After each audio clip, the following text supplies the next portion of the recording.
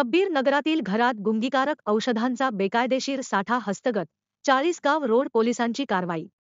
धुळे शहरातील शब्बीर नगरातील एका घरात लपवून ठेवलेला गुंगीकारक औषधांचा बेकायदेशीर साठा चाळीसगाव रोड पोलिसांच्या पथकाने छापा टाकून हस्तगत केला आहे। पोलिसांनी अकबर अली शहा उर्फ अकबर जलेल्या, वय 28, या तरुणाला मुद्देमालासह ताब्यात घेतले आहे। धुळे शहरात छुप्या पद्धतीने गुंगीकारक औषधांची विक्री वाढत असून यामुळे नशेच्या ओढीत वाढ होत आहे।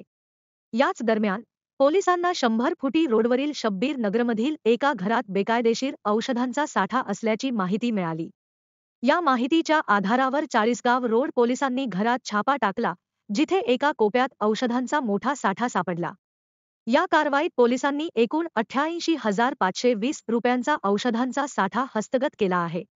या प्रकरणी चाळीसगाव रोड पोलीस ठाण्यात पोलीस कॉन्स्टेबल विनोद पाठक यांनी फिर्याद दिल्यानंतर अकबर अली शहा याच्या विरुद्ध गुन्हा नोंदवला आहे।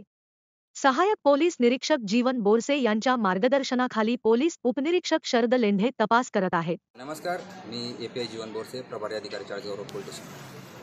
धुळे जिल्ह्याचे पोलीस अधीक्षक श्री श्रीकांतजी दिवरे साहेब तसेच अप्पर पोलीस अधीक्षक श्री काळे साहेब यांनी वेळोवेळी आम्हाला आदेशित केले होते की पोस्ट हद्दीत चालणाऱ्या अवैध धंद्यांचा शोध घेऊन त्याचा समूळ नायनाट करायचा आहे। त्या अनुषंगाने आम्ही प्रयत्न करत असताना आम्हाला एक गोपनीय माहिती मिळाली की शब्बीर नगर 100 फुटी रोड येथे एक इसम त्याच्या ताब्यातील कोरेक्स नावाचं हे जे गुंगीकारक औषध आहे त्याच्याने गुंगी येते असे तरुणांना बेकायदेशीरित्या विकत आहे।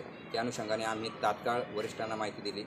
उपविभागीय पोलीस अधिकारी श्री राजकुमार उपासो यांनी लागलीच आम्हाला सोबत आले। त्यांच्यावर आम्ही फूड आणि ड्रग इन्स्पेक्टर यांना सोबत घेऊन पंचांसह आम्ही कारवाई केली आहे आणि त्या कारवाईमध्ये आम्ही छापा टाकला असता सदर ठिकाणी अकबर अली कैसर अली शहा उर्फ अकबर जलेजा हा रेकॉर्डवरचा गुन्हेगार आहे। याच्यावर अगोदरही 3 गुन्हे दाखल आहेत NDPSचे। हा इसम आम्हाला तिथे एकूण 480 अशा मोठ्या प्रमाणात बॉटल्स घेऊन अवैधरित्या विक्री करताना मिळून आला। एकूण त्याच्या ताब्यातून आम्हाला 88,520 रुपयाचा आम्ही मुद्देमाल जप्त केला आहे आणि त्याची आम्ही मान्य न्यायालयासमोर हजर केला असता आम्हाला 5 दिवस पोलीस कस्टडी मिळालेली आहे। सदर गुन्ह्याचा तपास PSI श्री शरद लेंढे करीत आहेत आणि पुढच्या तपासात आम्ही धन्यवाद।